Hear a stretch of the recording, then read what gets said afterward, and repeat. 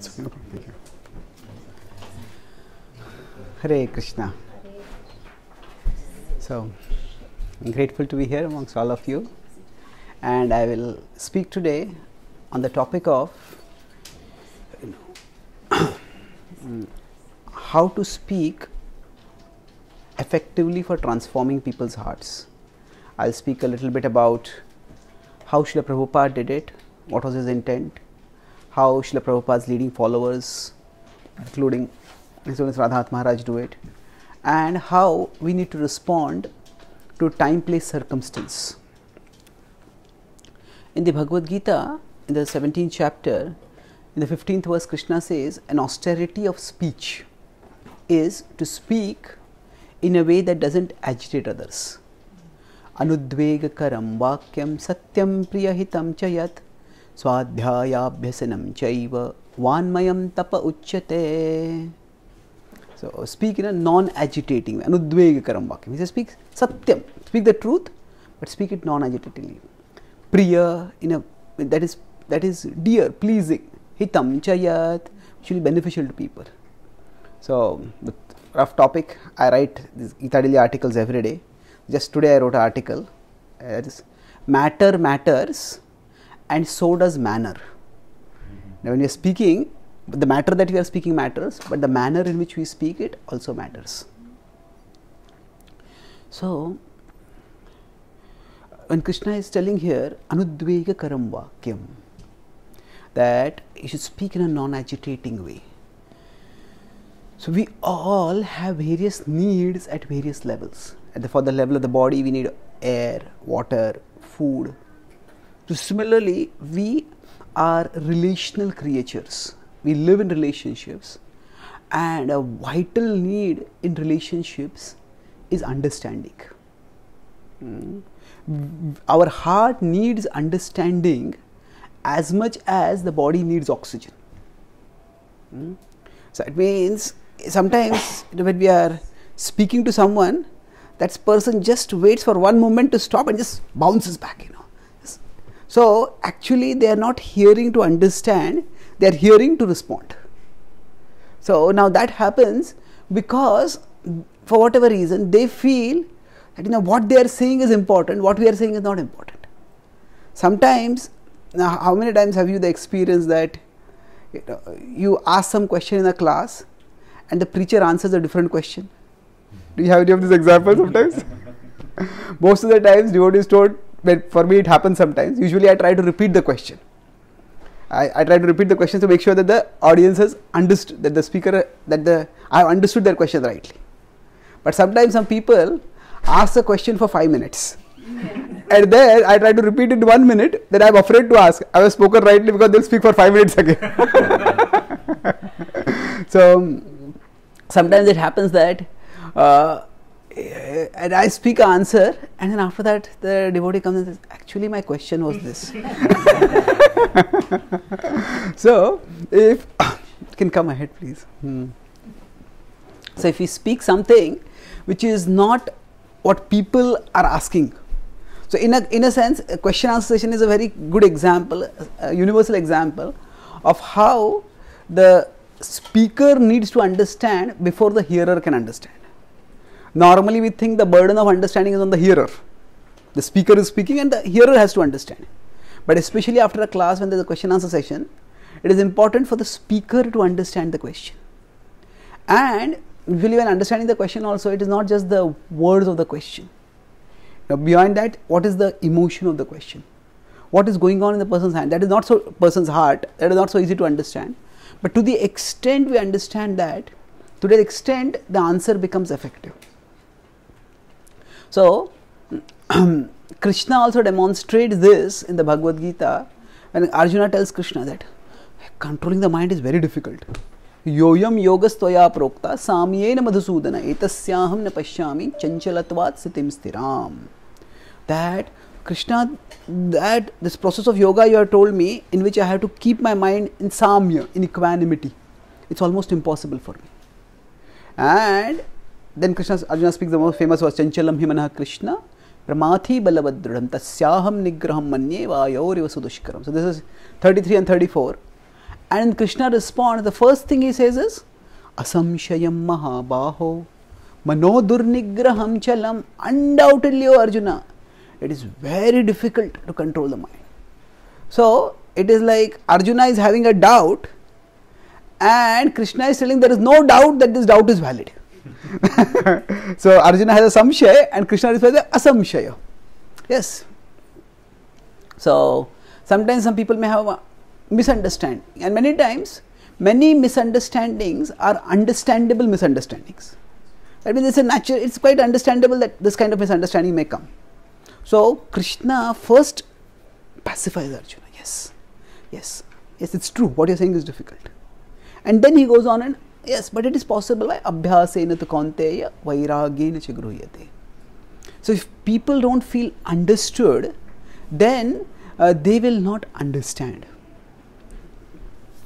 They will, and this applies not just to some, this sort of understanding in terms of interpersonal understanding, that may not be so much required if for just abstract or theoretical subjects. Now, if you to go study physics and chemistry, there this interpersonal understanding may not be so much required. Just to understand the concepts, even there it is required to some extent, because there also if the question answer, the teacher needs to understand what the question of the student is.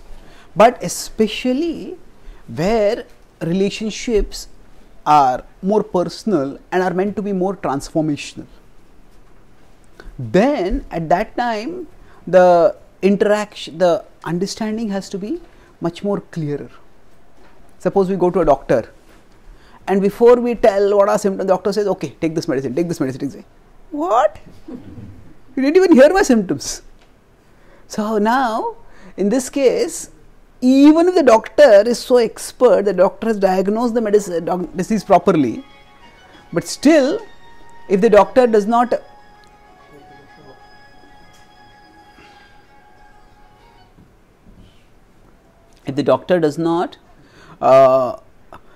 make the patient feel that I have understood, then the patient will not take the medicine wholeheartedly, because the patient will feel maybe it's understood properly, not understood properly.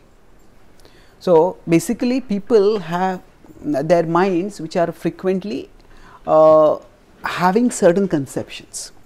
The same theme Krishna talks earlier in the Bhagavad also in 3.26, when he says, Na buddhi bhedam janayed ajnanam karma sanginam joshayet sarva karmani vidwan yuktah samacharan. So he says, don't disturb the minds of people, even if they are attached and even if they are ignorant. Still, and even if you are knowledgeable and even if you are detached, instead of disturbing their minds, engage them in a way that they will grow. Joshayet sarva karmani. It's engage them. It's interesting here in 3.26, Krishna uses the word buddhi, na buddhi bhedam janayet, and Prabhupada translates it as mind. Don't disturb the minds of less intelligent people. So what is the point over here? Many times our mind gets a certain conception and there are intelligence reinforces that conception. So when that happens, although we are trying to remove the conception from the mind, the intelligence justifies it. So that intelligence feels very defensive and disturbed when something is directly attacked. So now, when Srila Prabhupada came to America, the first 1 month he stayed with Sally and Gopal Agarwal, and that month he just spent in hearing from Sally and Gopal. Gopal Agarwal go to office, so Prabhupada would just, okay, how does washing machine work? How does vacuum cleaner work? So if you read in the Lilamrit, there's Sally Agarwal, she says that actually Prabhupada, Swamiji seems so interested in everything American.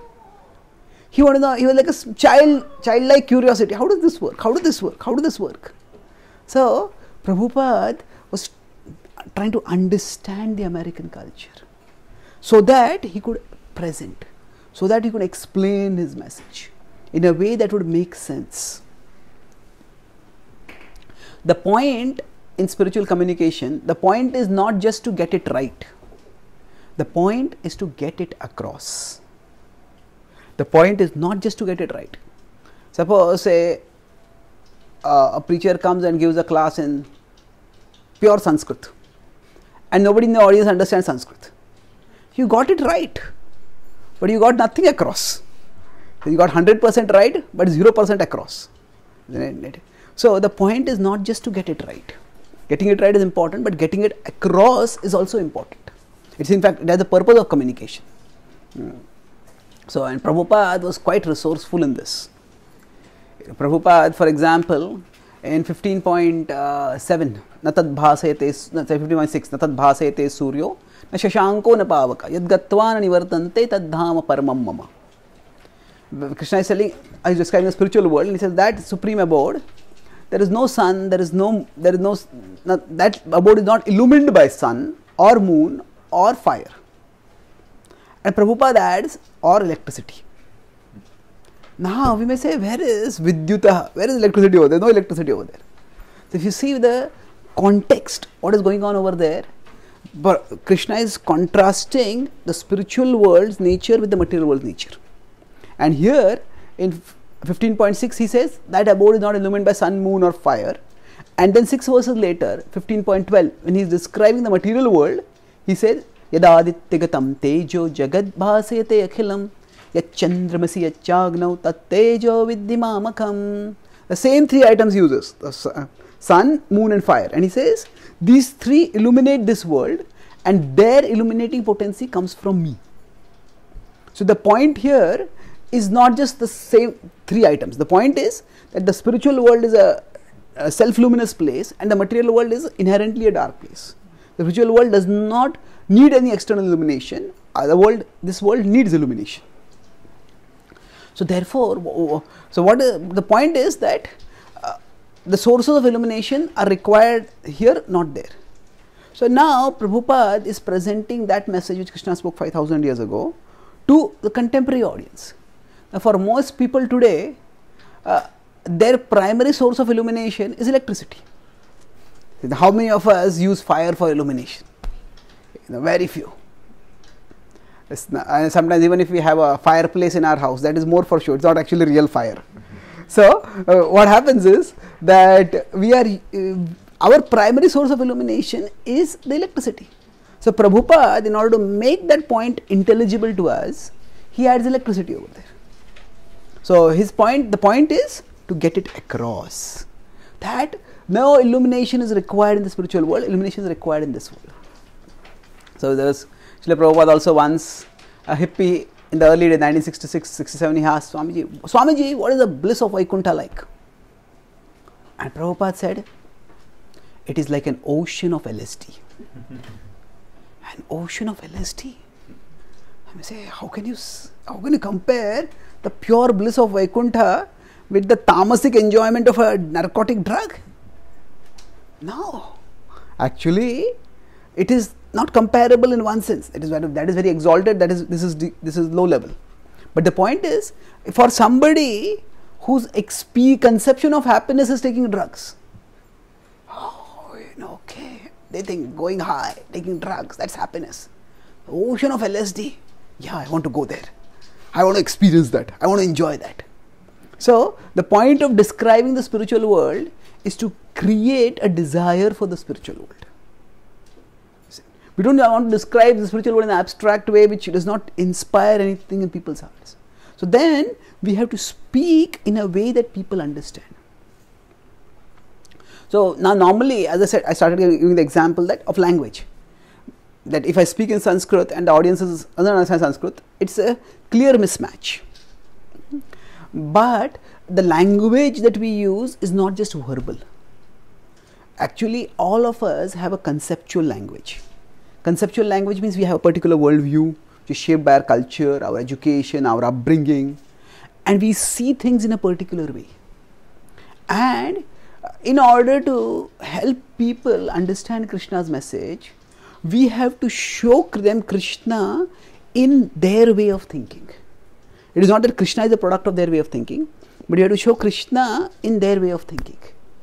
And to the extent we are able to do that, to that extent we can actually help people appreciate Krishna Bhakti. To the extent we fail to do that, people don't appreciate Krishna Bhakti, rather they stay stuck in their own conceptions, and what we are speaking just seems unintelligible to them. So Srila Prabhupada, he quite often used the hippie language, like stay high forever. That's what he used when he spoke to the Americans. Now when Prabhupada went to India, Indians, it is not that when we know that when Prabhupada tried very hard to share Krishna Bhakti with people in India for many years, almost 30-40 years, and people were not ready to take it. So when Prabhupada went to America in 1965 and then he came back in the 1970s, is it that in 5 years Indians were completely transformed? That the same Indians who were not receptive to Krishna Bhakti suddenly became receptive to Krishna Bhakti? No, they were not so much receptive to Krishna Bhakti per se. At that time, the mood in India was the mood of cultural nationalism. Or we have been ruled by these Western people for so long. And now, these Western people are taking something from us. They are adopting our culture. They are adopting our wisdom. So, Prabhupada tapped into that. Most of the people who came to Srila Prabhupada's movement at that time in India, very few of them actually became dedicated followers. Very few of them became initiated devotees. The culture at that time, somehow things were not ready. But what happened? That appreciation for Prabhupada's message through the spectacle, through the glasses of cultural nationalism, that was not there when Prabhupada was just a lone Swami wandering on the streets of India. But when he came back with several busloads of Western disciples, people were impressed. People were enormously impressed. And so they started, many people started helping Prabhupada simply because he felt the Swamiji is spreading our culture all over the world. And Prabhupada tapped into that. Prabhupada accepted their service, and because they were not ready to become committed at that time, so Prabhupada accommodated them by creating the program of life membership. The program of life membership was basically that you give some Lakshmi for building Krishna's temples for Krishna's cause, and then you get Prabhupada's books and you get the facility to come in the temple. So that means Prabhupada, if we consider outreach like climbing up a tall temple, helping people to get to the top. At the top of the temple are the deities, and there we can get darshan. Now, some people are ready to climb all the way up to the top. Some people may want to take a few steps. It's enough. I can't move. I need some break. I need some pause. So then they may be at those steps. But even if they have taken that many steps, they have entered the temple premises. And even by that they get purified. Sometimes I say some temple like Tirupati Balaji, they are high up on the mountain, and some people try to climb up. And sometimes they are able to climb up, sometimes it's just too difficult. They climb up half the way and they may say, no, I need somebody to carry me, or I need a bus or whatever. So the effort that they have put in trying to climb up, that is already helpful. It is already purifying.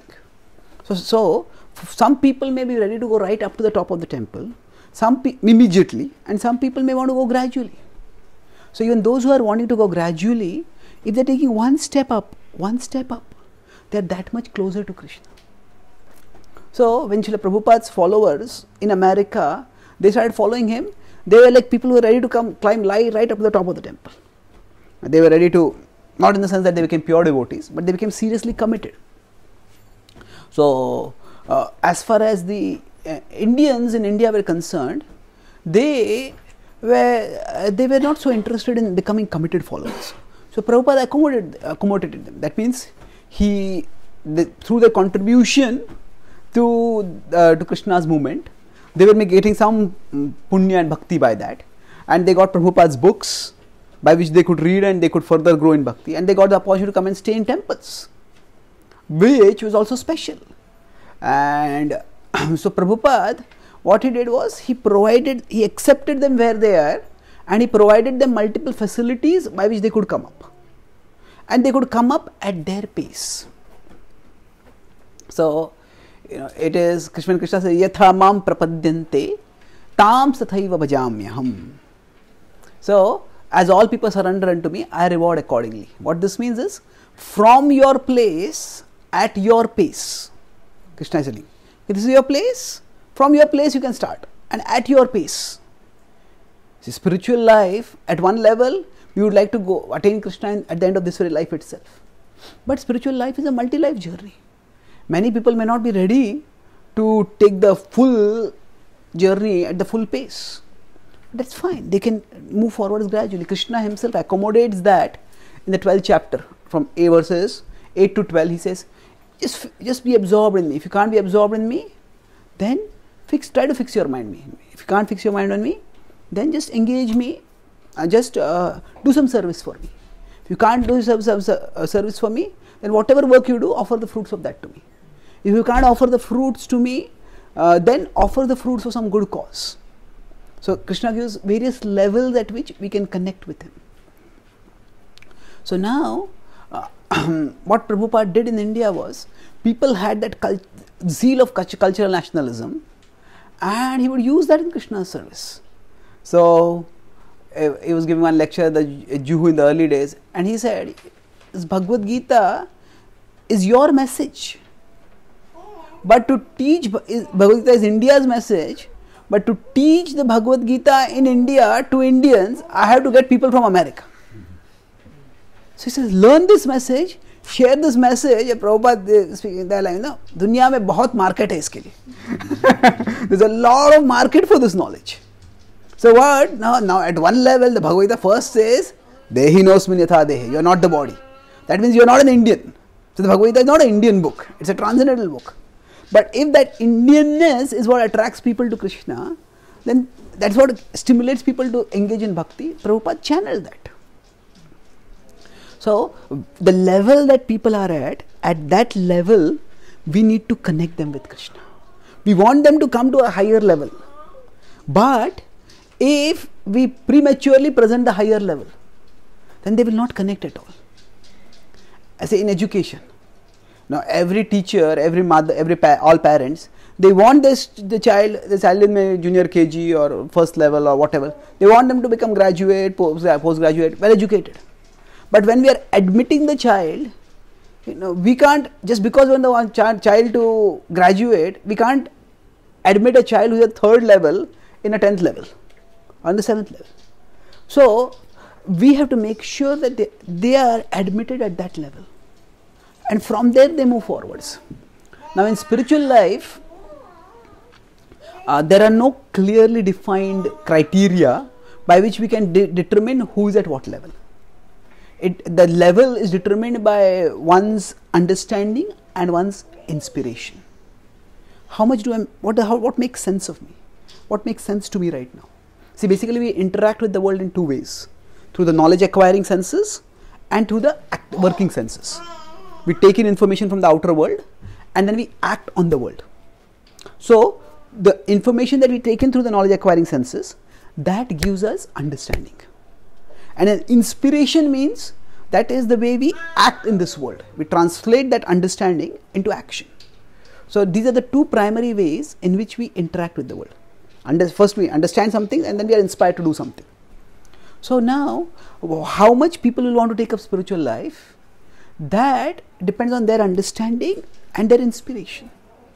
So now some people may not be ready to understand the full philosophy. They may not be inspired enough to practice right now. So what do? No, we need to accept them where they are and give them a step forward, come from where they are up. And in different cultures, in different social settings, the people come from different backgrounds, different mindsets. And understanding that mindset is extremely important if we are to help people come to the Krishna's lotus feet. So, for example, when Srila Prabhupada was in America in the 1960s, that was the mood of rebellion. Rebellion means that this whole education is bad, the economy is bad, the politicians are bad, everything is to be given up, everything is to be rejected. And Srila Prabhupada, with his strong philosophical presentation, gave them philosophical foundation for their rejection. You reject this, and then what to take up after that? So, Prabhupada says in a lecture that the hippies had already done Sarva Dharman Parityaj. says, I taught them how to do Mam Ekam Sharanam Vraja.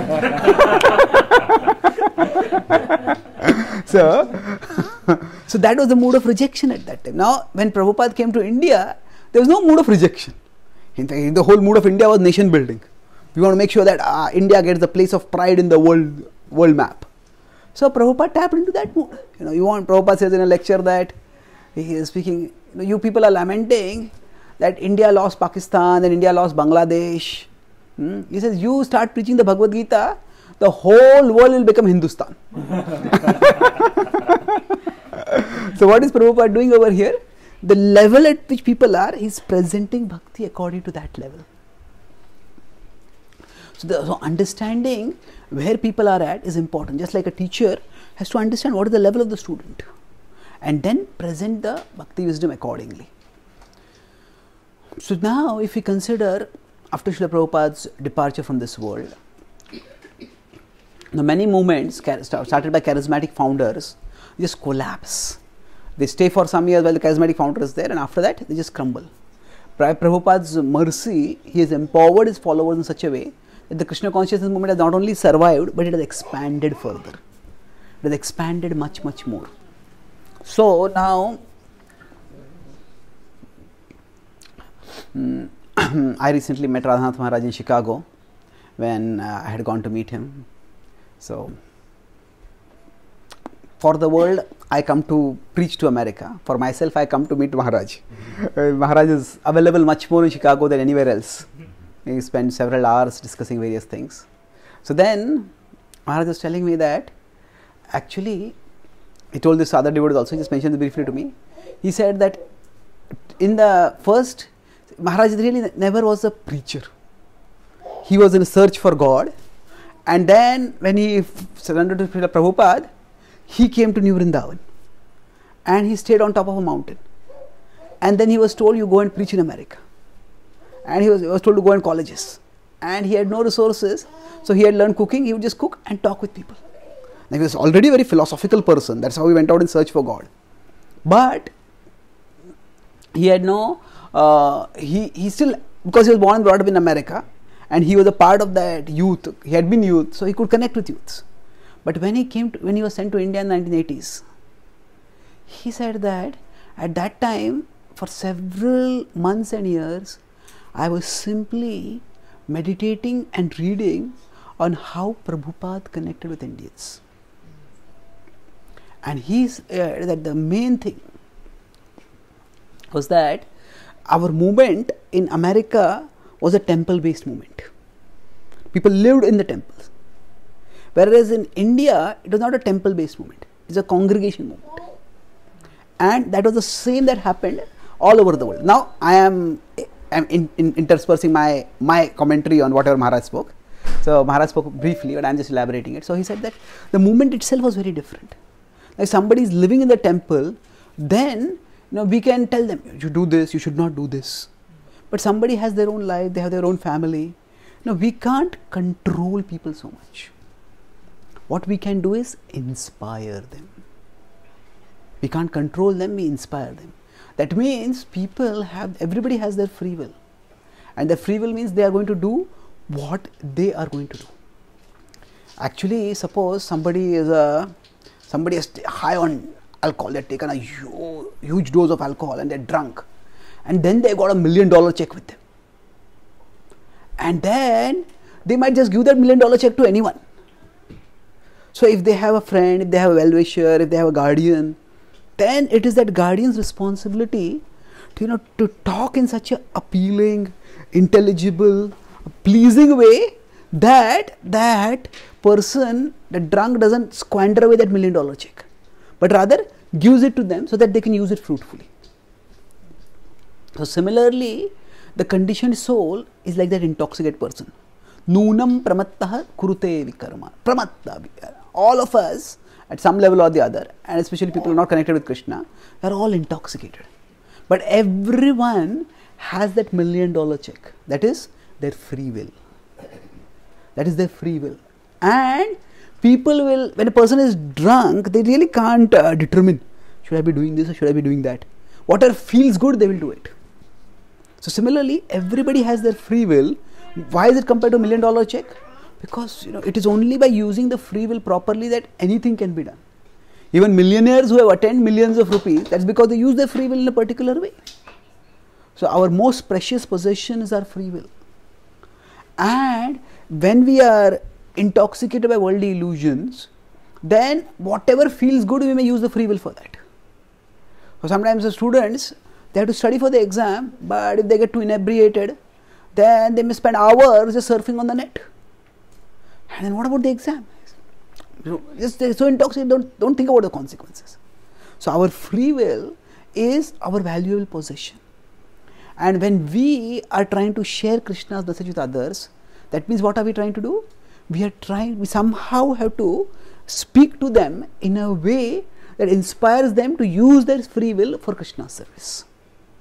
And this free will is like $1 million check, but it is not like a one-time transfer check. It has to be continuously offered to Krishna. Okay, now I serve Krishna in this moment, in the next moment I serve Krishna, in the next moment I serve Krishna. So, for people to be inspired to serve Krishna, how to inspire them, how to get them to use their free will properly, that is a great art. And because everybody has free will, if somehow Krishna Bhakti doesn't make sense or they don't like it, they can just go away. That's like they have got this precious human form, precious spiritual, precious free will, they may just misuse it.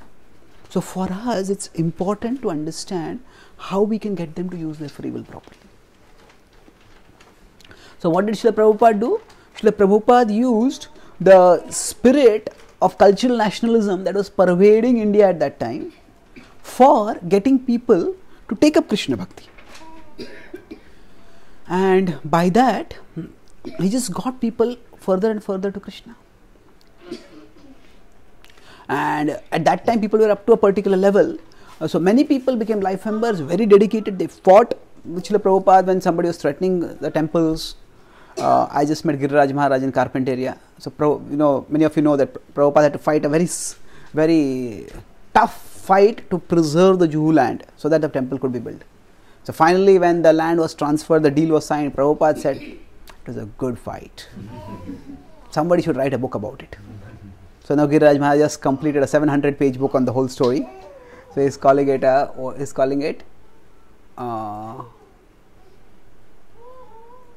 the title is "It is a good fight." It is a good fight, and the title is something like he's only, "I will build you a temple."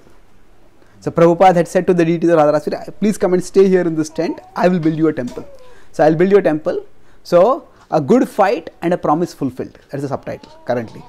So Prabhupada fought at that time, and many well-wishers, they helped him in a very big way at that time. So at that time, their inspiration was cultural nationalism. Just use that in Krishna's service.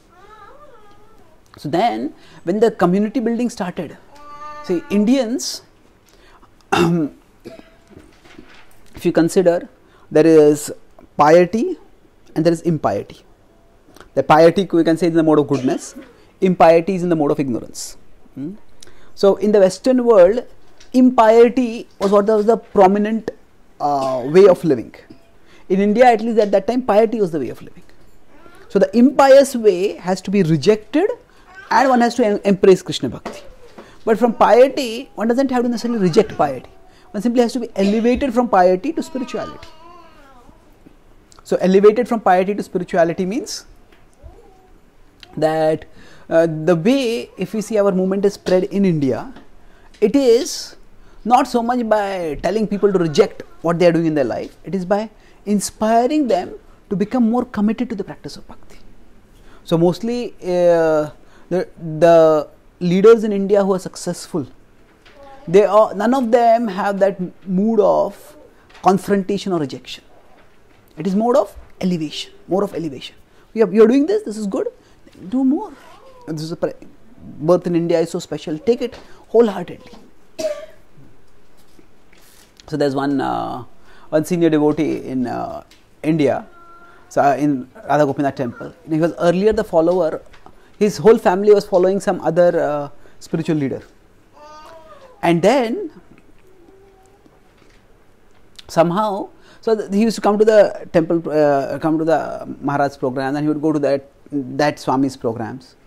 And then at that time somehow, that particular Swami was accused of some malpractice, and it came in the news.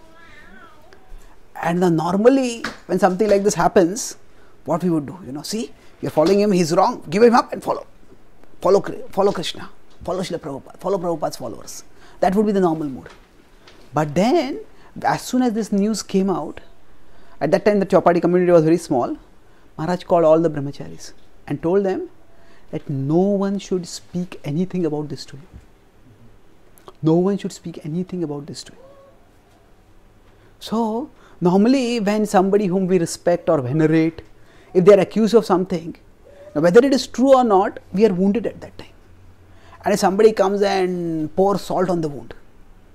So this devotee, he has become a leader in the congregation there. He told me that, told me personally also, and he told other devotees also. He said that when he came to the temple, he was so tense. What are these devotees going to say? And he said the fact that nobody spoke anything to him about this. Everybody was just normal, talking with him nicely. Now when he brought the subject, they were ready to talk with him. But they didn't bring up the subject at all. He says that was what persuaded him. These are really nice people. And then when he wanted to take initiation, so eventually that accusation was proven to be false. That not actual, it was just a false accusation that was there. But eventually when he wanted to take initiation from Maharaj told him, your whole family has taken shelter of that Swamiji, so you go and take his blessings and then take initiation over here. Now he was what if he does not give the blessings? What will happen? But when he went there, he said, he went to that Swami, he says, yes, he was quite understanding. He said, if that is where you are inspired to go, that's fine. And go, you have my blessings. He was so happy that he came and took the blessings. So here, what has happened is that now there are cultural sensitivities involved. Bhaktivinoda Thakur says in Jaiva Dharma that if people are, that a devotee naturally wants to participate in devotional festivals. But he says at that time in Bengal, the Durga Puja was very big. But he says, if a devotee, if there is a social festival or religious festival like Durga Puja, he says, devotee can participate in that. Devotee's heart is in the festival centered on Krishna. But if as a social obligation is required, a devotee does that. We offer the deference and we worship Durga in our mind as the agency of the Lord. So we don't have to go out of our way to worship the goddess. But if that is what the cultural convention is, that is what our family has been doing, if that's what social obligation is, we do that. We don't have to reject that or condemn that. There's a time and place for education, and there's a time and place for participation. If somebody has come for our program and we are giving class, and if at that place they start saying that, oh, so and so Baba is God. Well, at that time we may say, yes, he may have done some social service, he has done some good activities, but philosophically he is not God. But if you have gone to their place, that is not the time for education. If you have gone, that is the time for participation. We don't need to go there. If you are going there and they are not accepted as authority, so we have to present in such a way that we can ensure that people, if they don't come towards Krishna, at least they remain favorable to Krishna. Our normal mood is that we open the door and invite people, please come to Krishna. And if they don't come to Krishna, we slam the door in their face. You are in Maya, you are in illusion, you are this, you are that, you are attached, you are ignorant, you are this. And then people not only don't come towards Krishna, they actually become hostile towards Krishna. Now, Srila Prabhupada sometimes spoke strongly, but strong speech is important to the extent it is effective speech. Prabhupada had the advantage of old age, where he as a elderly person could speak things and people could accept it. So when I started practicing Krishna Bhakti, I asked Jayadvait Maharaj, how should I preach to my parents? And Maharaj replied, by letting anyone except you preach to them. So there is a line of authority where the parents see their children. I have educated this person. How can this person educate me? So we have to respect these conventional lines of authority. And yes, we want to give spiritual message also, but we have to give it in the right way, at the right time. So this strong speaking means not just the strong words that we speak. Strong speaking means the speaking that strongly attracts people towards Krishna. So what is it that helps people come closer to Krishna? Now some people may start coming towards Krishna immediately. Some people may be favorable to Krishna. So this attitude of inclusiveness, not exclusiveness. Exclusiveness means we are right and everyone else is wrong. Inclusiveness means, yes, there are various levels of rightness. Is the worship of the Devta good or bad? Well, for somebody who is materialist and atheistic, the worship of the Devtas is good. For somebody who can be a Krishna Bhakta, for them the worship of the Devta is not required. Like say a parent has two children, and one of them usually gets 40% marks. The other just barely classes. Other person gets 80% marks. So then now both of them have come with their results, and both of them have got 60%. Then the father will say for the person who is 40%, Shabash, well done. And the person who used to get 80%, Badmash, what have you done? Now both of them have got the same marks. Why the difference? Because their level is different. From 40 to 60% is an elevation. From 80 to 60% is a decline. So similarly, for somebody who is a materialist, atheist, godless, if they start worshipping the Devatas, that is good. That's from 40 to 60%. It's elevation. But somebody who is already worshipping Krishna, if they start worshipping Devatas, that's like going down from 80% to 60%. That's not, so Krishna says, no need to do this. But similarly, for somebody who is just living a materialistic life of self-centered enjoyment, if they start giving some charity to some good cause, that is good. But if somebody can give charity for Krishna's cause, which is the supreme cause, then for them to start giving charity for other causes, that may not be so good. So, good and bad are not necessarily absolute or categorical. Good and bad are also contextual. At what level a person is, from there we have to help people move up. So therefore, this understanding where people are at is vital so that we can help people to come towards Krishna. And this mood of helping people gradually come towards Krishna from where they are. Once they start feeling, oh, this makes sense, this is good, they will themselves accelerate their pace. So rather than demanding that people come to a high level, we accept and appreciate them where they are and then provide them steps to rise to a higher level from there. So the whole mood of, say, in the Radha Gopinath community which Radhanath Maharaj has built, the mood was that devotees should be provided whatever is needed for their lifelong practice of bhakti. So that means he started, the devotees fall sick, so let us have a hospital for them. Now devotees, most of them are not going to be brahmacharis, they're going to be married, so let's have a group of senior devotees who can form a marriage board. Devotees would like to go to pilgrimage, but then they will just go one time, second time, let all of them organize the yatra and go together. So basically, whatever is required for a devotee to practice bhakti in a harmonious way while in the material world, let's start providing that. So the idea is that we can't just tell people, this is all mundane. Oh, your financial situation, your health, your marriage situation is all mundane. Well, it is material, but it is material that is very closely related to the spiritual. And providing, so just sometimes the category material is too broad to be helpful. So in the material also, there can be pro-religion, there can be pro-spiritual, non-spiritual or anti-spiritual, or we can say there can be goodness, passion and ignorance. So we have to see what is at what level. And so some activities are in goodness, and they are pro-spiritual. They may not be directly spiritual, but they are pro-spiritual. Some activities may be in ignorance and they may be anti-spiritual. Those we have to give up. So now, I won't go much into how the community development happened in India, because that's a whole class in itself. My main thrust was, what is happening in the Western world right now, and how we can help in sharing Krishna Bhakti in the Western world. So the world has changed rapidly in the last 10-15 years. More, you could say, in many ways it's faster it has changed than the last 50 or 100 years also.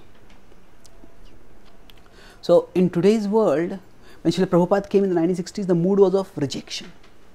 Now the whole mood is of contribution. Contribution means, how can I contribute to making a better world? Now, among youths, there's a huge surge of activism now. Activism is quite cool. Environmental activists, animal rights activists, this right activists, that right activists. Activism is very common. So one devotee in LA, he is conducting a college program, and he had many students coming for the program. He was inviting them, please come to the temple for the Sunday program. So for many weeks he was inviting, they never came. But then one week he told them, would you like to come to our Sunday program to serve free vegetarian food to 300 people? Almost 95% of them came. Some of them came in time for the lecture also, some of them came directly for serving. So people want to do something, they want to contribute. So how is the philosophy going to make a difference in my life? Or how is it going to make a difference in the world? We normally talk about theism and atheism. People believe in God, people don't believe in God. And there are agnostics who say we can't know whether God exists or not. But undercutting all these three categories, theists, atheists and agnostics, there is another school of thought that is called as apatheism. Apatheism means whether God exists or not, I don't care. You people quarrel about the nature of you people quarrel about the nature, they say to religious people, the idea is you people quarrel about the nature of the other world and create problems in this world. Isn't it? So people want to see whether religion is a positive source of transformation in this world. And they feel religion is not a source of transformation. It's actually a source of trouble. That's why many people say that I want to be spiritual but not religious. It's a big demographic. They call themselves SBNR. Spiritual but not religious. So they feel that spiritual means being open-minded, wanting to experience higher reality. But religion means dogmatic, demanding. I was in the Bible Belt. So there was a person who was driving in his car. Sometimes people on their car bumpers, they write some slogans. So this person had written a slogan, "Oh God, please save me from your preachers." So, if the preachers are holier than thou, if the preachers are, you are going to go to hell, this, God saves us through his preachers, but people will save me from your preachers. It becomes like that. I was at a college program, so one boy, I spoke on science and spirituality, then boy came and says, I'm an atheist. So I said, okay, what is the conception of God that you don't believe? He said, no, I don't believe in God. Okay, yes, okay. But what is the conception of the God that you don't believe? He says, I don't believe in a God who sends people to hell if they don't surrender to him. He says, I also don't believe in that God. I also don't believe in that God. So, people's present conceptions are often reactions to what they have experienced. And they impose that on us. So, now, there are many conceptions of God that people have from different ways they have got those conceptions. And if you say, oh, you're an atheist, you're going to go to hell. Atheism is terrible, demoniac. No. We have to find out, there may be, even if there is 99% disagreement, if we want to have a reasonable conversation, we have to find the 1% agreement and move forward from there. If we highlight the 99% disagreement, then people's defenses go up and then we can't communicate. So, Srila Prabhupada, when he was in The devotees had a small temple in America. It was like a house. On one side the devotees were there, on the other side an old woman was there, and this old woman was complaining constantly that these young people, they make so much noise, this that, and she was making kirtans and other things very difficult for the devotees. So when this happens, anybody does like this, the devotee said, that old woman is a demon. So they told Prabhupada on a morning walk, she's creating so much trouble for us. So Prabhupada came for the morning walk, and instead of going back to their temple, Prabhupada went and knocked on her door. And they talked. And she opened the door and Prabhupada talked. Now almost 15-20 minutes Prabhupada was talking with her, and Prabhupada was simply talking, typical old people talk. How is your health? Where are your children? What are they doing? And this and that. And the devotee was waiting. When will Prabhupada speak about Krishna, chanting Hare Krishna? Prabhupada did not speak one word about that. And then they parted very amicably. And then Prabhupada was going back, and the devotees, the question mark was written on their face. The idea is we should speak about Krishna to everyone. So Prabhupada did not speak about Krishna. So Prabhupada just looked at them and he said, sometimes old people get lonely, and that makes them irritable. So Prabhupada did not say, they were quick to label her as a demon. Prabhupada said, it's just loneliness. She is feeling irritable and you're creating noise, it irritates her further. So after that, when Prabhupada left, the devotees met her again. He says, your Swami is such a nice person. And she stopped complaining after that. So Prabhupada brought her closer to Krishna without speaking one word about Krishna. So that's why sometimes we just have to behave in a proper way, and that will get people to Krishna. So in the Western world, what is the current mood? As I said, the current mood is the mood of contribution. So although we can say the Western world has become more degraded, that is just Kali Yuga. But there are many trends which indicate a rise of sattva, the rise of goodness. One trend is the vegetarian or the vegan movement. In the Western world now it is cool to be vegetarian. So there's an increase, there's an expansion of consciousness by which people sense, animals also have life, we should not kill them. So that is a channel by which we can actually connect people with Krishna. They are appreciating vegetarianism. It was actually Prabhupada who, in a sense, introduced vegetarian cuisine to the West. Haguru Prabhu writes, we had no idea about how to be vegetarian because we thought being vegetarian means simply eating vegetables. The Swamiji told us, there are so many recipes. So he says, we found that Swamiji's knowledge of recipes was as vast as his knowledge of shlokas. So vegetarianism indicates one way in which people are coming more towards sattva. Another is yoga and kirtan. People, they need health. Most people do yoga only for health. But why are they doing it? Because instead of taking tranquilizers, instead of taking antibiotics, that they are trying to do some exercise, some holistic, healthier way of seeking health. That indicates a certain level of goodness. And people are very receptive to kirtan. Srila Prabhupada, when yoga was a competitor to bhakti, Prabhupada said, there is no need for yoga. Just practice bhakti. So, but if yoga can be a facilitator to bhakti, why not? The point is that we have to make sure that people who are coming to Krishna don't have to go elsewhere. But people who are not coming to Krishna, if something can be a tool to get them to Krishna, that's very good. Similarly, there is Ayurveda and alternative medicine, which is also very big. And through that also many devotees are getting people to come closer to Krishna. And then there is, the fourth is, there is the environmental consciousness. That's huge. So the whole Govardhan Eco Village project is developed on tapping people's environmental consciousness and getting people to come closer to Krishna by that. So, I'll conclude with 2 points and then we can have some questions. So basically these are the channels through which Western people can come closer to Krishna. And if we tap any of these channels, people are not really interested at this stage in today's world in terms of just giving up everything and practicing Krishna Bhakti. They don't want to join another Hindu cultural group. They want to do something which helps people make a contribution. So that way, these 4 channels The Govardhan Eco Village, they're very green, environmental conscious. They have a yoga training institute over there, yoga teachers training course over there, and every year thousands of devotees, thousands of people come from the west to the Govardhan Eco Village, and they are now becoming devotees.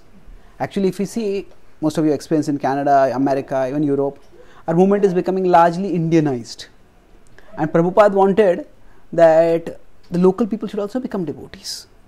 So that challenge is a big challenge, and not many people are able to do that, because we have all grown up in a particular way, presenting philosophy in a particular way, presenting the culture in a particular way, which people are just not able to connect with. So using these channels, the channel of yoga, the channel of kirtan, the channel of Ayurveda, the channel of environmental consciousness, the channel of veganism, using that for getting people to Krishna is what is required. That means people are at that level, and from there we have to create steps from there to come closer to Krishna. Another mood is, another point in this, today the current world is called as the postmodern world. The postmodern world is characterized, if there is any characteristic to it, is rejection of all authorities. You know that. The whole idea is that any person who claims to be an authority, that is simply a concealed claim to power. So they hold that, and they just don't want to accept any authority. So in the pre-modern times, it was religion or scripture that was authority, whether it is the Bible in the West or the Vedas in India. In the modern times, science was the authority. Now people use technology abundantly, but still it's not that people trust scientists. People also know scientists are also, they also have interest in money, they're respected, but they're not adored or worshipped. That is in the modern times. In the postmodern times, there is either faith in scripture nor faith in science. If there is any faith, that faith is an experience. Experience means, if you are doing something, tell me about it. If you are doing something, tell me about it. And so experience means, don't tell me something which you have learned from somewhere. Tell me how it works for me. So I was at an interfaith conference, and it was about different religions talking about how to deal with postmodernism. So there was this Christian pastor, he was telling that what is the postmodern attitude. He says, if there's a couple, they want to give some guidance to young couples, and they say that we have been married for the last 25 years, happily married for the last 25 years, and we would like to share how we made it work. Now please tell us. But if those say, that same couple, he says that we have been married for the last 25 years, and anyone who divorces is going to go to hell. Let's say you go to hell first. So, if you say this is right and this is what you should do, no, who says it is right? But if you say this is what works for me and this is how it works, this is what I do and this is why I do it, then that people want to hear. And the whole mood of the Journey Home book was that. It's descriptive spirituality. This is what I did and this is how I did it. Now spirituality can be presented in three broad ways: prescriptive, normative and descriptive. Prescriptive means you should do this, you should not do this. Now that people say, who are you to tell me? Normative means this is right and this is wrong. On what basis do you say this is right, this is wrong? And there is descriptive. Descriptive means this is what I do and this is why I do it. If you present it in this way, actually in the Western world there is the ethos of multiculturalism. So if you don't impose what we are doing on others, people are quite open to hear what you are doing, and if they like it, they will take it up. So in this descriptive spirituality, we can present our worldview, we can present our philosophy, but we present it not that you have to do it. This is what I do and this is why I do it, and that appears very non-threatening, and it appeals to people's multicultural instinct in today's world. And that way, when we present so the whole Journey Home book, the experiences from there, the lessons from there, all that is descriptive spirituality, and it just connects with people. And once people hear that, oh, this works, let me try it also, and they take it up at their pace. So presenting things in that way is vital. And when we are trying to we are trying to share Krishna Bhakti among each other. Actually, it's not just Western people are postmodern. Even Indians are becoming more and more postmodern now. So India is also going towards that. So India, there are multiple currents. The educated upper class or the upper middle class, most of them are very postmodern. The lower class may be quite traditional, but they are very rigidly traditional. It is not spiritually traditional. So in this, presenting spirituality in a descriptive way, that is a way in which we can attract many people to Krishna, and that is what is being pioneered in the Western world by Radhanath Maharaj. So if you see, he could, if just goes to India, every class he will have thousands of people for the class. Even a Bhagavatam class in the morning when Maharaj goes, there are over 1,000 people over there. But in America, when he comes, and he goes to yoga programs, they have 20 people, 50 people, 100 people. So when I met Maharaj in Chicago, he was telling, the same time I spend in New York or London or Mumbai. He says, in Mumbai, the devotees can organize 10 times bigger program for me. In London, they can organize 2-3 times bigger programs. In New York, he says that there are not so much devotees, not so many programs. But he says, Prabhupada said that New York is the most important city in the world. Prabhupada wanted that the Krishna consciousness movement be here. So it is like a general who has already fought and won a big kingdom. Even in his old age, he is not resting in that kingdom. He wants to go and get more souls for Krishna in other places. So it's a great sacrifice. So what Srila Prabhupada did in his old age, Prabhupada went in old age from India to America. So Maharaj also, he came from America to India, found Krishna, then again he came to America and he practiced and preached over here. Again he went to India, and now he is focusing on America or the Western world once again for making sure that there is a sustainable movement of Krishna Bhakti even in the Western world. So it's an enormous task, and for us also, we may be able to assist in a small or big way, but we can internalize this mood of descriptive presentation of Krishna Bhakti. To the extent we appear dogmatic, to the extent we alienate people. Now, if I say I am better than you, if we try to stand out, we get left out. We say, they are wrong, we are right. Oh, you are sectarian, we get left out. If we try to stand out, we get left out. But if we try to belong means yes, there are many spiritual paths and we are one of the spiritual paths. If we try to belong, then we stand out. Because we have strong sadhana, we have a deep philosophy, we have a powerful process which with us. But people need to experience that. If they experience that, the transformation that happens by that is dramatic. So, for many people in the Western world, they are already thoughtful. There is some level of sattva in it, but if you give them Krishna Bhakti, they can take it up in a very big way. So that expertise in sharing Krishna Bhakti is very important. So Maharaj, I'll conclude with this point. Maharaj said that, truth stops acting as truth if it is not presented with compassion. Truth is meant to benefit people. But if truth is not presented with compassion, then it stops acting as truth.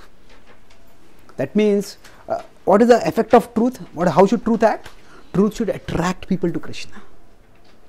Truth should help people to come closer to Krishna. But if we don't present it with compassion, compassion means we understand where people are at. And it's like a doctor who gives a medicine without considering the case history of the patient. Sometimes the medicine that is meant to cure can actually aggravate the disease because the patient has some complication from the past. Now sometimes some medicine is to be given, the doctors ask, do you have any heart problem, do you have any diabetes, do you have this? Because this medicine may aggravate that.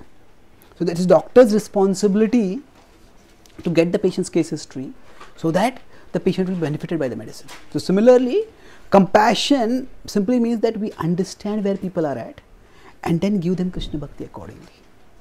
So truth needs to be presented with compassion. Otherwise, it won't act as truth. Instead of getting people towards Krishna, it will send people away from Krishna. But if we present it with compassion, then we will have multiple levels. Some devotees will become very serious and they will follow the full program of Krishna Bhakti. Some people may be at this level, some people may be at this level, some people at this level, but they will all be headed towards Krishna. Some will go towards Krishna very quickly, some will go towards Krishna slowly. But overall, there will be a raising of consciousness towards Krishna. So our goal is not just to make people into initiated devotees. That's wonderful if they become. But our goal is to raise people's consciousness. So even if people become a little more sattvic from where they are, that is also a success. So when we understand that, then we can actually present Krishna Bhakti in a sensitive way, by which wherever a person is, we can help them rise from there one step upwards towards Krishna. So I'll summarize what I spoke today. I spoke about presenting truth effectively. The matter matters, but manner also matters. So I started by, the Bhagavad Gita says, speak truth in a way that doesn't agitate people's minds. And this means we understand where people are at and help them rise. I give 3 different examples. One is that in education, we have to understand what level the student is at and then present them the knowledge by which they can rise upwards. And if you're going to a temple, it's a tall temple, not everybody will go all the way up. And whatever level they are ready to go up, we help them. They need some breathing space. Okay, have that. Gradually they move upwards. And then I talked about Prabhupada's example. Prabhupada, I talked about his presentation of scripture. The point is not just to get it right, to get it across. I presented the bliss of Vaikuntha like an ocean of LSD. So the spiritual world does not have electricity. So what the point is to get it across. And Prabhupada spent time in understanding American culture so that he could present it. So the hippies, they were into rejection. Prabhupada gave them philosophical basis for the rejection. Indians were in the mode of cultural nationalism. Prabhupada channeled that. He says, this is Gita is India's knowledge. You share it all over the world. The whole world will become spiritualized. So although Prabhupada would have liked if Indians would also become dedicated devotees, but they're not ready. Prabhupada accepted them where they are, engaged them where they are, and gave them facility to rise upwards. So that was the life membership program. And people have that free will, and they are going to use it whatever way feels good for them. So they're like a drunk person with $1 million check. So it is for us to get them to use that free will properly. And so when the person is drunk, within their drunk worldview, we have to make sense. So that is a challenge. But to the extent we do that, to that extent we can get people to come towards Krishna. And so in India, and in the Western world, it was a world of impiety. So that had to be rejected to get people to Krishna. But in India, it was largely a world of piety. From piety, they just need to be elevated. The rejection is not required so much. So then we present in such a way that it can be elevated. So people, they have their emotions invested in things. And say somebody is following a particular spiritual teacher or has a particular belief, has a particular ritual. There's a time for education and there is a time simply for participation. So when we understand, it's not that every time we just have to give the truth. Sometimes we just make a human connection, and that is what attracts people towards Krishna. Prabhupada got that old lady to come closer to Krishna without speaking one word about Krishna. And then lastly I talked about the Western world. Although the world has in many ways degraded further, but still through these 4 trends of veganism, of environmental consciousness, of yoga and kirtan, and also alternative Ayurvedic medicines and things like that, people are becoming more sattvic in some ways. And those channels can be used to get more and more people to Krishna. So actually there's a 5th channel also, mindfulness is there, and we can use that also. But anyway, the point is that when in pre-modern times, people accepted science as authority. In pre-modern times, scripture. In modern times, science. Now it is experience. So rather than prescriptive or normative spirituality, we present it as descriptive. This is what I do, and this is why I do it. And if we try to stand out, we get left out. But if we try to belong, then we stand out. So truth stops acting as truth if it is not presented with compassion. But when presented compassionately, it can get many people to become favorable to Krishna and some people will take the full step and become dedicated to Krishna. And this way, rather than having a few favorable and many unfavorable, like we open the door and they don't come and slam the door, rather keep the door open, people come the distance they want to come. And that way we can have people on the progressive spiritual journey. Some may take it in this lifetime, some may take it in future lifetime, but there will be an elevation of consciousness towards goodness for many people, and that itself can tap into today's mood of contribution. If more people come to goodness, that itself will contribute to the world becoming a better place. And that way we can share Krishna Bhakti in a way that attracts people from where they are at right now, from their place at their pace. Thank you very much. Hare Krishna.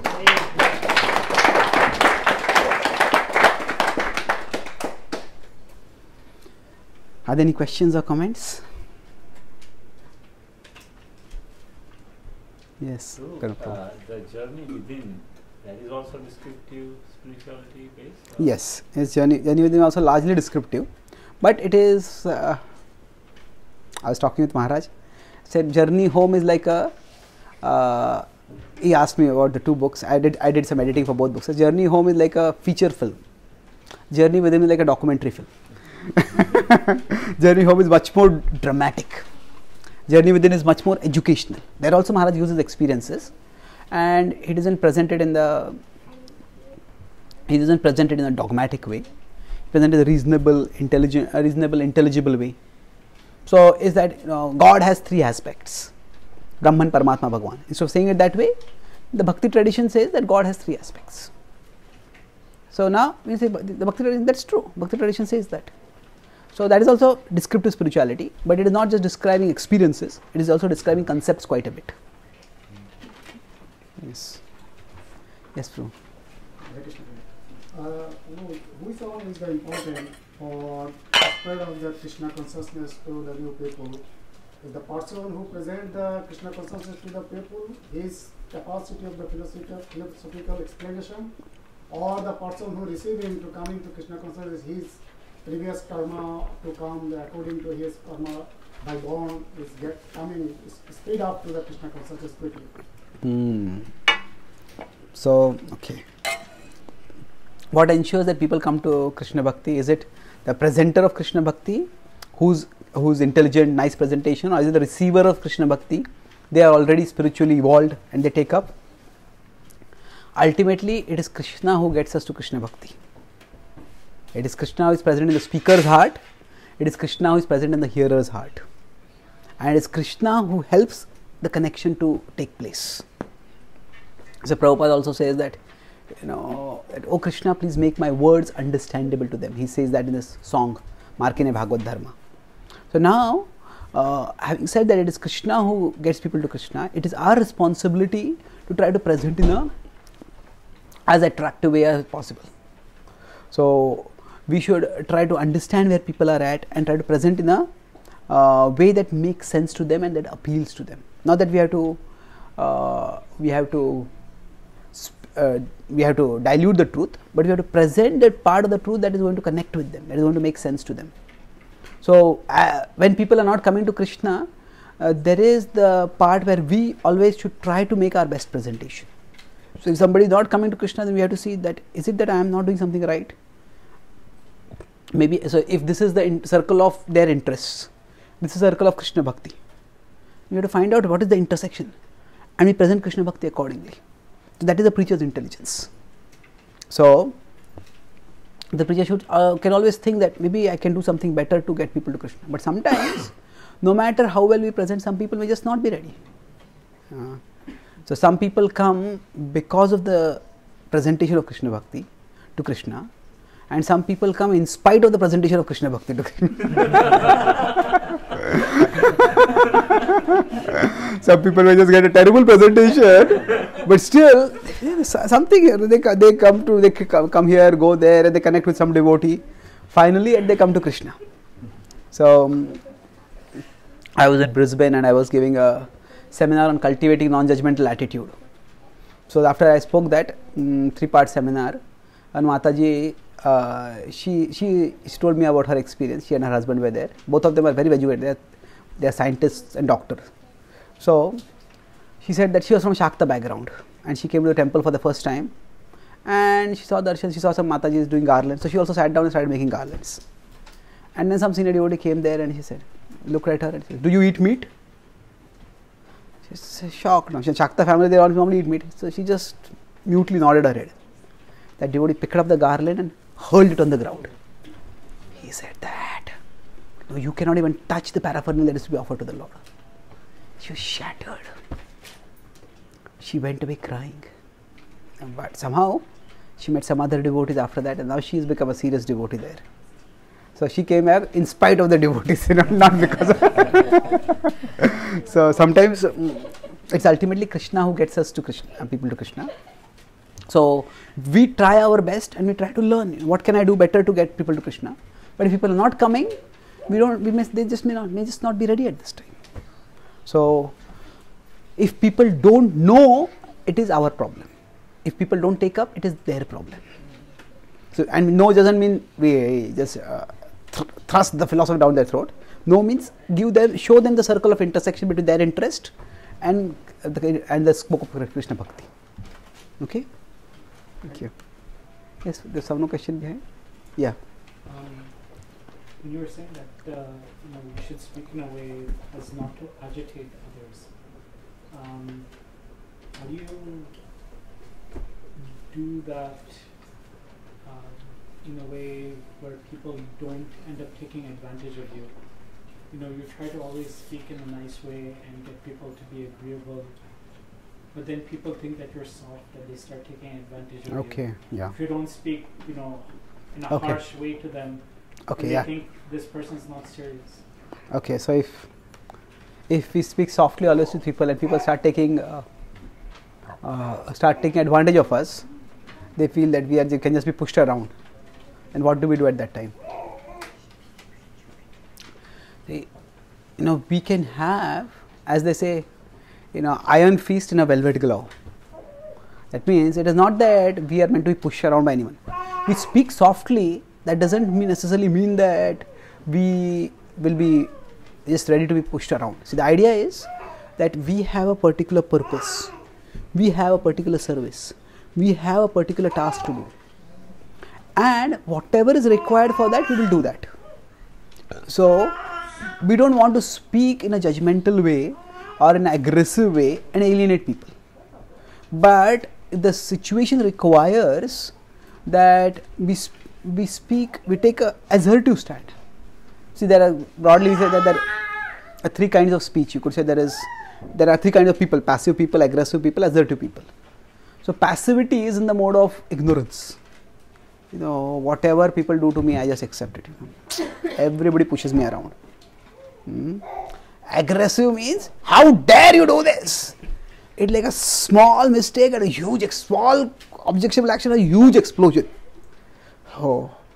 Assertive means, we take a stand based on principles. Okay, this is what I was expected to do, this is what I have done this. Now, if you want me to do more, I cannot do it now, I will do it later. Or this was my part, that is your part. As a favor, I might do a little bit of your part, but you can't dump your whole part on me. So, basically, when we are aggressive, we are just reacting to other people's actions. When we are assertive, we are responding according to our principles. So, responding according to principles means, okay, this is my service and this is what I have to do. So, let me do it, and if somebody is interfering with that, I have to speak strongly. So, it's not that being soft spoken doesn't mean letting ourselves be manipulated. It just means that we don't alienate people by speaking strongly. But sometimes if strong speech is required, it's not that strong speech is wrong. Strong speech is very much required. So even for when we are sharing spiritual message also, strong speech is required at times. The example is used of a sadhu's words are like a surgeon's knife. They cut, and that's how they enlighten. So that's important. At times we have to cut. But the surgery is not the first line of treatment. It is not as soon as a person comes to the hospital, the surgeon starts cutting up the person. No, let them come, let them settle in the hospital. First, before doing surgery, there is a signature of consent. They accept, you are my doctor, I entrust myself to you. Then you take the treatment. So there is a time and place when strong speech is also required, and it's not that we have to always be non-confrontational and let people push us around. It's just that we don't have to treat confrontationalism as a virtue. It is sometimes a necessary requirement in life, and when it is required, we don't avoid that. Does that answer your question? Thank you. Thank you very much. Hare Krishna. Hare Krishna. Yes. Prabhuji, you talked about it leads to listening skills, like how to, first listen to others and then, otherwise it is like you first need to understand what the person is trying to say and then you respond accordingly. But most often times we rush, we have, as the person is speaking, you already have your responses and presumptions. How do we cultivate this habit of listening first carefully before we respond so that we take them in the right direction? How do we develop the habit of responding, of hearing attentively before responding? For me, I just found it saves time. It's like if I don't understand a person's question properly, then that person is going to come and ask me again. So like I have answered some other question and then I have to answer this question again. So it's like a patient, like a doctor gives a wrong prescription, patient comes back not well, you have to give the right prescription, and to get the right prescription, the patient has to hear. So the doctor has to hear the patient. So basically, although sometimes when you are in the heat of the moment, you feel I don't have time.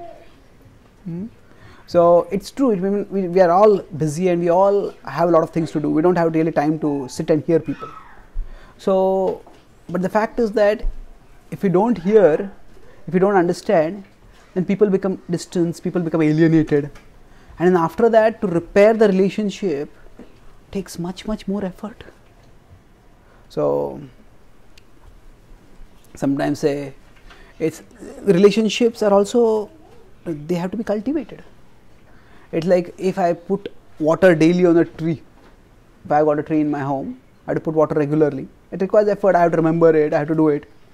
But if I don't do it, then the tree starts dying. And then I have to do so much more to try to save that tree. So similarly, relationships are like that. If we don't hear, if we don't try to understand, then people feel alienated, then misunderstandings grow more and more. And then after that, to break through that mountain of misunderstandings. See, initially the misunderstanding is just like a small mound. It can be easily crossed. But then that mound is left as it is, then one mound, second mound, third mound, then it becomes a mountain. And scaling a mound is much easier. Scaling a mountain is much more difficult. So it's just, at one level, it's just pragmatism. If we just, it's just practical wisdom. It will save time in the long run. Now we may not be able to do it for everyone, but at least in our important relationships, if we try to take time to hear and understand, that will save a lot of time in the long run, save a lot of heartburn for us, for others. And so this is from the intelligence perspective, that this is why it is important. It will save time. Although I may feel I don't have the time, we have to, if there are some crucial conversations, high octane conversations that are going to happen, then better invest some quality time for them. We can't have them on the go. We have to sit and make time for those. And as far as at that particular moment it's concerned, it's 2-3 things can be done. First is that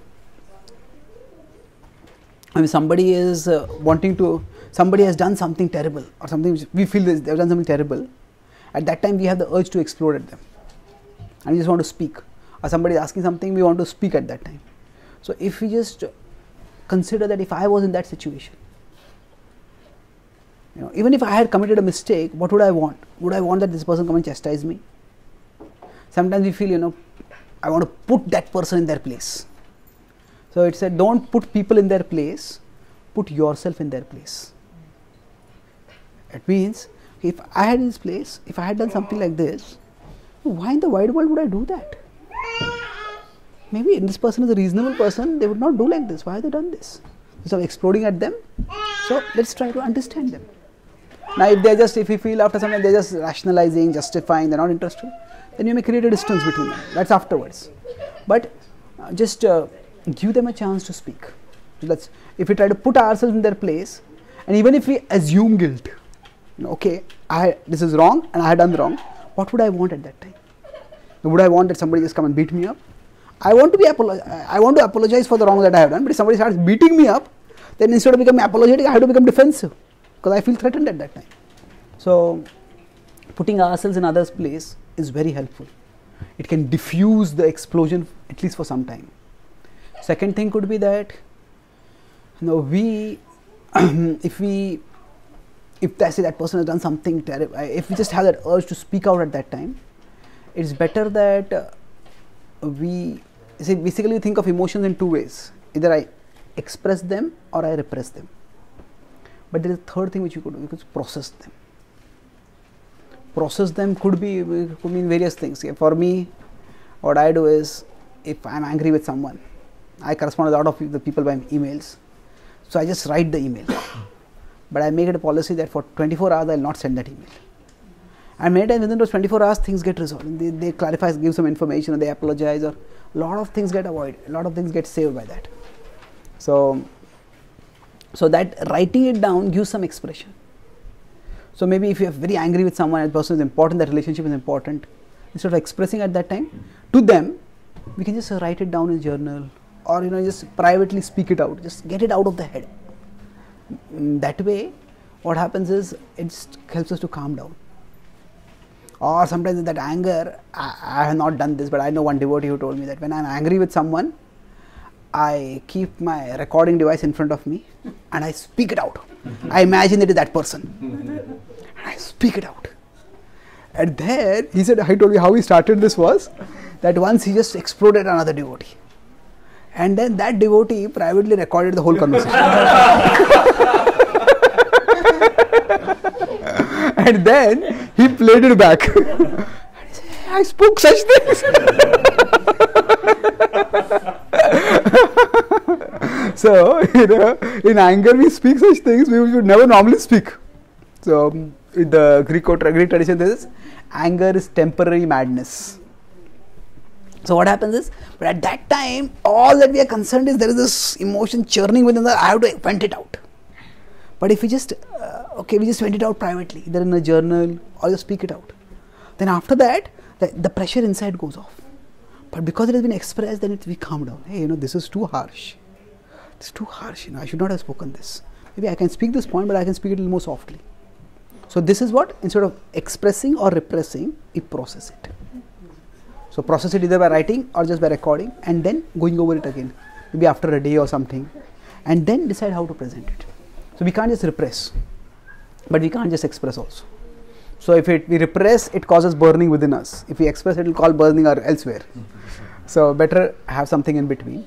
And a third thing could be that if at all we still feel very strongly that we just have to speak it out at that time, better to speak someone trustworthy, a third person, not in the gossiping sense, not a person who will go and tell them that, but just this is what I've been terribly hurt by this is what happened. So then they will act as a buffer for us. Maybe they will give some alternative perspective before we encounter that person. So we have the urge to speak, and there are times when we need to speak, but we have to find the right forum, right manner in which you speak, so that it makes things better, not worse. Okay, thank you. Yes, Rakesh, last question. We're just reflecting on what you were speaking. As sadhakas, we try to immerse ourselves in our spiritual life, chanting, reading, associating with devotees. And then the other part is we're also trying to represent Prabhupada and Krishna by trying to share this, so preaching in some type, whatever type. And we have to be relevant also in the world, like you were, trying to, the point you were trying to get across. I find it very difficult a lot of times to be relevant in the world, meaning trying to keep up with the world's trends, the world's news, what shifts that are happening. I mean, I've definitely had people, they're closer relationships, so they're honest, and they said, you know so much about this, but it seems like when it comes to just what's happening in the world, you live under a rock, right? Like, I don't know anything. And they're, in certain respects, they're absolutely correct. So I was just thinking, how do we I guess, reconcile these two, because we also know that, I mean, I know that whenever we look at the world, we should have a kind of a certain lens by which, okay, how can we share this, but how do you reconcile the two, you know, practicing as a serious sadhaka and trying to also be relevant by keeping up? Because if we genuinely want to share this in a genuine way, we have to, like you said, we have to be relevant. We have to present things in a way that people can relate. And I mean, sometimes I feel like my knowledge of, you know, the world kind of stopped at the time when my knowledge of kind of the world and what went on stopped when I became a devotee. Good point. Yeah, so sometimes we know a lot about Krishna Bhakti, but we stop keeping up with the trends of the world, and then people feel as if we are living under a rock. So how do we stay relevant? See, initially ISKCON started more or less as a cult. Now today the word cult has a very negative connotation, but in the Prabhupada also used the cult of Sri Chaitanya Mahaprabhu spread all over the world. At that time, cult simply meant an insular group, a group of people who live a cloistered or secluded kind of life, and they don't interact much with the world, and that's how the Krishna conscious movement started. And that was fine when people were living mostly in the temples. But now we are no longer that kind of insular movement. Most of us live in the world, and we need to be aware of the world. So, you know, ignorance of the contemporary culture is not necessarily a spiritual virtue. Sorry? Ignorance of the contemporary culture is not necessarily a spiritual virtue. Yes, you know, infatuation with the contemporary culture can be a vice. You have just caught in watching this movie, that movie, and that, this movie song, this. You might just get attracted and deluded by that. We might just get misled from Krishna. But if we are in a particular world, we have to be aware of that world. You see, in the past there were no newspapers or internet, but if we look at Krishnadas Kaviraj Goswami, when he written the Chaitanya Charan, he quotes for around 45 books in his book, and only 7 of them are direct Vedic scriptures, like Bhagavatam or this or that, Gita Govinda. Many of the other books are Rasa Shastra or Natya Shastra. They are contemporary books of dramaturgy and contemporary books of rasa literature. They are not necessarily spiritual. So he is quoting from those books also. He was very aware of the literary trends of his times. And as far as we are concerned, when we live in the world, how much should we know about the world? That will simply vary from person to person. But the principle is that cultural ignorance of the contemporary culture is not necessarily a spiritual virtue. Now, how much time we should spend on that we will have to decide. But being aware of the news, being aware of the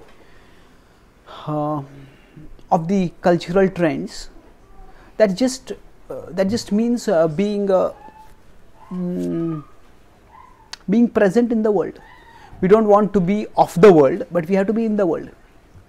Broadly speaking, there are okay, it's a big answer. I'll just try to explain as quickly as possible. See, there are 4 kinds of people with respect to tradition, and basically when we are a living tradition, we have a connection with the past, and we have a connection with the contemporary culture. So if we connect, the connection with the tradition brings fidelity. That is what makes us faithful to the tradition. The connection with the contemporary culture is what brings relevance. So to connect with the tradition, we need fidelity. To connect with the contemporary culture, we need flexibility. If we are only connected with the tradition and not connected with the contemporary culture, then we basically become like a museum exhibit. We become like a museum exhibit. There is no relevance to the world. If we are connected only with the contemporary culture and not connected with the tradition, then we become just another part of the contemporary landscape. So we become disconnected from the tradition. So it is our fidelity that connects us with the tradition, and it is our adaptability, flexibility that connects us with the contemporary world. And both are required. Now some devotees may be, say, speaking more to devotees. So somebody is primarily a Bhagavad Kathakar, and they speak from the Bhagavatam. So for them, the connection with the tradition will be much more, and they may not be aware of the contemporary world. But somebody who is going to colleges, universities, companies, speaking, for them, they need to have a greater connection with the contemporary world. So depending on the service that one is trying to do, we need to have both these connections, and both which connection needs to be how strong, that will vary from person to person. So we could have the different approaches towards the culture. So basically, with respect to tradition, there are 4 kinds of people, as I said. There are conformers, reformers, deformers, and transformers. So if we, what is this conform? If you imagine 4 squares, now there is content and there is presentation. So they give the traditional content but modern presentation. That is transformers. Is this easy to visualize? Okay, there are 4 holes, 4 squares over here. So there is content and there is presentation. So those who give the traditional content but the contemporary presentation, they are the transformers. They transform the tradition in the sense of making it relevant to people. Those who give the traditional content and the traditional presentation, they are the, you could say, conformers. Their whole concern is just, this is what was done in the past, this is what we have to do. But the world has changed. So conformers are, that's second case. The third is those who keep the presentation traditional but change the content. They are the deformers. They just alienate people. They don't give, like, much more the caste system in India. You know, you have the structure, but the purpose of spiritual advancement, of mutual cooperation, that is lost. And there are the reformers. They change both the presentation and the content. So we don't need reformers. The tradition is already well formed. But what we need is, we need transformers. So if we are conformers, we can reach to the insiders, but we won't be able to reach to the outsiders. And so with respect to tradition, we may have different attitudes. The tradition is, oh, this is demoniac tradition. No, sorry, with respect to culture, we can call this culture is demoniac, and we just bash it up, and we delight in bashing it up. The second is, this is irrelevant for me. No, I am practicing bhakti, I am going to Krishna, I don't care what happens to the world. Third is, pessimism. This world is so bad, I can't do anything about it. The fourth is, you could say, penetration. Now, in this culture, how can I present Krishna bhakti? Now, this is so bad, forget it. This is so bad, I'll tell the whole world how bad it is. This is so bad, just forget about it. You know, this is so bad, nothing can be done about it. But this may be bad, but there is some good in it also. Let me use that good for connecting people towards Krishna.